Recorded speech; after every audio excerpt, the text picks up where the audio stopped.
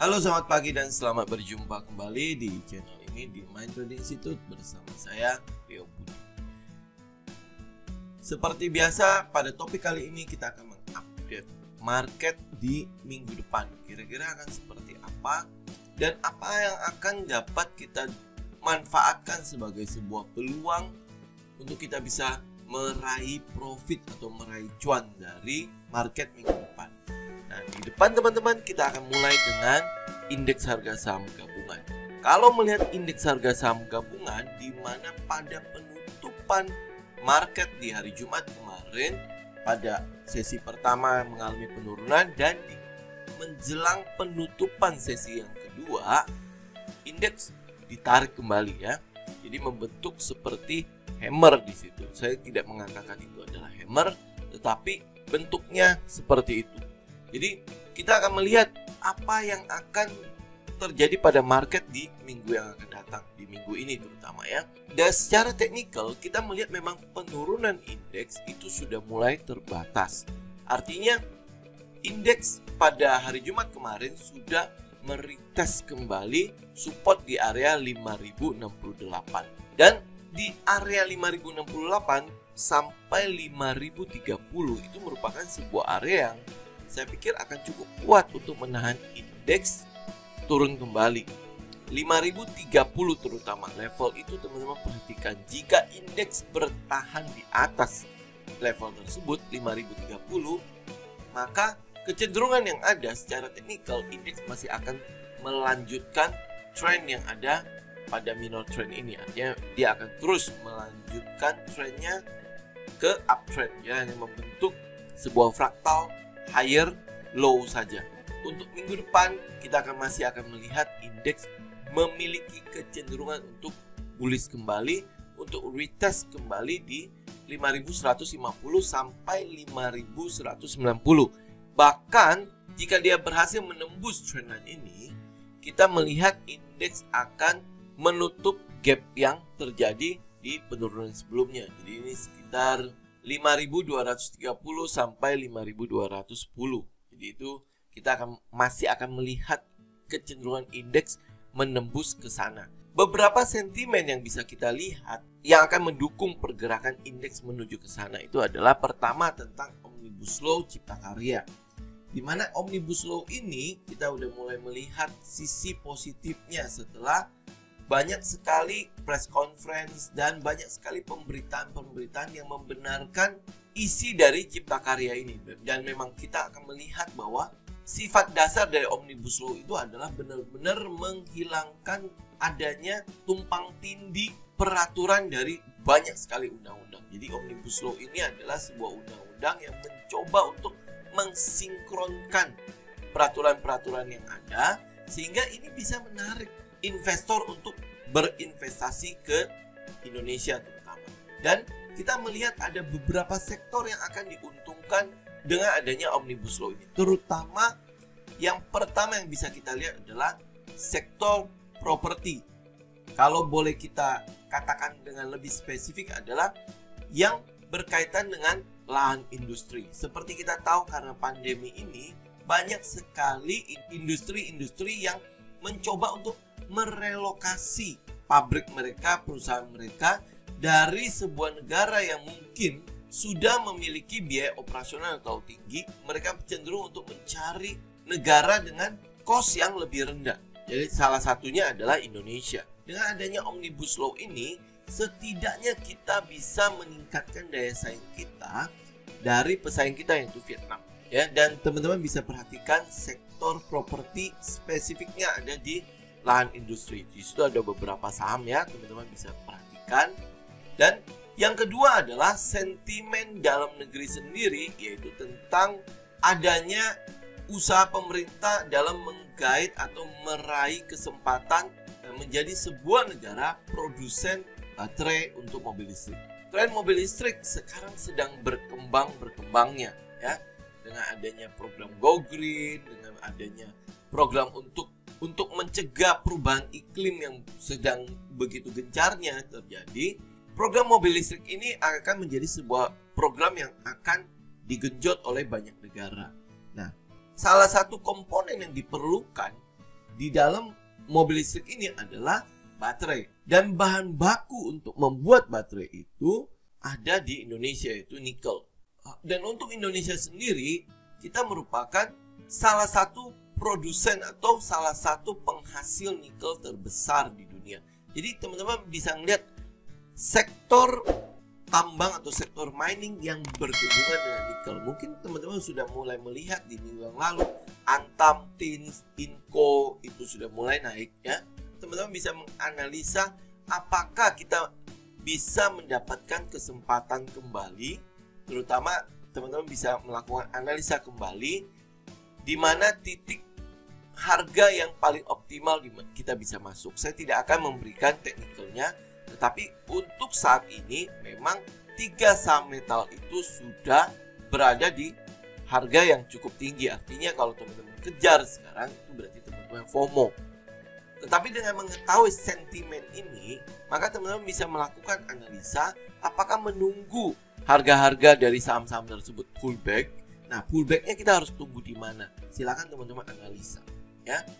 Atau teman-teman bisa melihat juga ada nggak sih kesempatan di saham-saham di luar 3 saham yang saya sebutkan tadi. Hal yang ketiga yang mungkin saat ini menjadi satu sentimen yang cukup besar menggerakkan bursa adalah soal merger bank syariah. Nah, untuk merger bank syariah ini saya boleh memberikan sedikit suggestion, sedikit saran kepada teman-teman. Karena prinsip saya, begitu ada sebuah perusahaan melakukan corporate action, biasanya saya hindari. Karena akan terjadi pergerakan-pergerakan yang irasional, yang tidak berdasarkan data, yang tidak berdasarkan fakta. Jadi harga akan bergerak cenderung berdasarkan euforia. Nah, ini adalah sesuatu yang berbahaya. Karena sebuah pergerakan yang digerakkan oleh emosi ini sulit untuk kita analisa secara teknikalnya, ya. Walaupun memang kita punya potensi untuk meraih gain atau meraih profit di sana, tetapi jika teman-teman belum memasuki area tersebut, saya boleh sarankan untuk tidak. Sementara hold dulu sampai kita mendapatkan kejelasan seperti apa yang akan dilakukan oleh pemerintah terhadap penggabungan atau merger bank syariah ini. Jadi kita tidak perlu harus FOMO, apalagi merasa bahwa nanti kalau saya ketinggalan bagaimana. Tenang, pasar selalu menyediakan kesempatan atau peluang-peluang untuk kita meraih profit. Tidak dapat dari bank-bank tersebut, kita masih bisa banyak saham yang lain kok. Di Bursa Efek Indonesia saat ini ada 712 saham, ya. Dan kalau teman-teman sortir menjadi saham-saham yang bagus, yang punya fundamental bagus, kita masih bisa dapat 100 saham lebih yang bisa memberikan kepada kita peluang untuk meraih profit tersebut. Hal yang lain yang mungkin mau saya tujukan kepada teman-teman adalah di kalender ekonomi. Di kalender ekonomi kita tidak melihat ada sebuah hal yang bisa membuat pergerakan indeks kembali turun. Jadi teman-teman bisa lihat di kalender ekonomi kemarin, neraca perdagangan kita masih kembali surplus. Ya, neraca perdagangan yang surplus sebenarnya menandakan adanya peningkatan pada kegiatan ekonomi. Yang terjadi saat ini masih berupa kelesuhan ekonomi. Banyak sekali masyarakat yang masih menahan konsumsi. Kita bisa lihat kemarin tingkat inflasinya masih terjadi deflasi, ya. Jadi artinya banyak sekali masyarakat yang masih cenderung meng-hold untuk belanja. Dan ekspor kita juga ekspektasinya itu lebih baik daripada yang di-expect atau kesepakatan yang ada. Teman-teman bisa lihat ya, kesepakatan yang ada adalah minus 7,2 tetapi realisasinya minus 0,5. Artinya lebih baik daripada yang diperkirakan. Ya, termasuk juga dengan import. Diperkirakan atau kesepakatan yang ada itu minus 22 tetapi realisasinya adalah minus 18,88.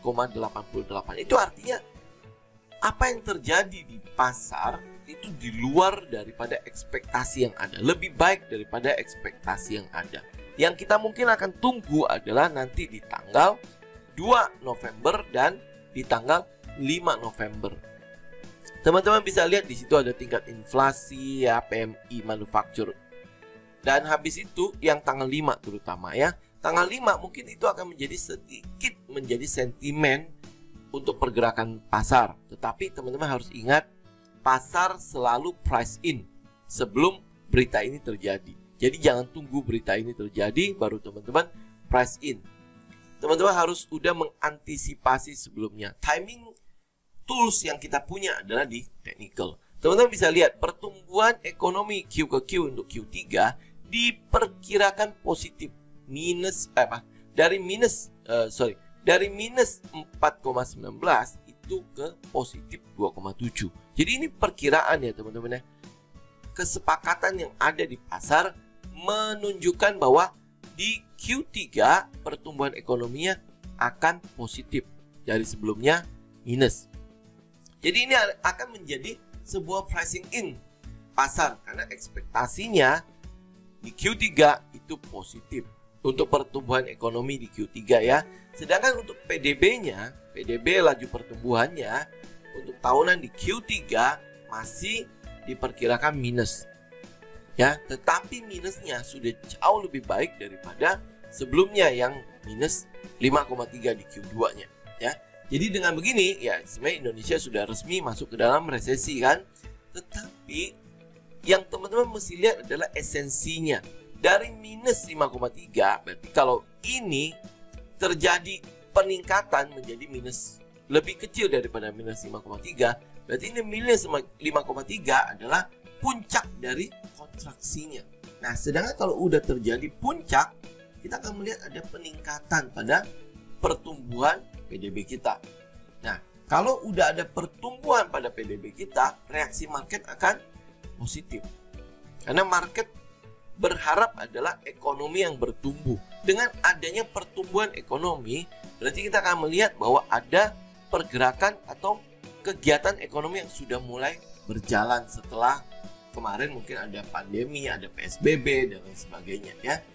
Ekspektasi pasar itu cenderung positif. Kalau ekspektasi pasar cenderung positif, maka yang teman-teman harus lakukan adalah jangan ketinggalan.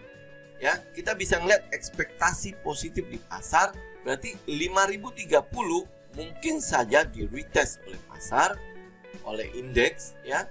Tetapi mungkin dia tidak akan jebol kembali ke area sekitar 4800 kecuali ada sebuah kejadian yang lebih luar biasa daripada ekspektasi yang ada.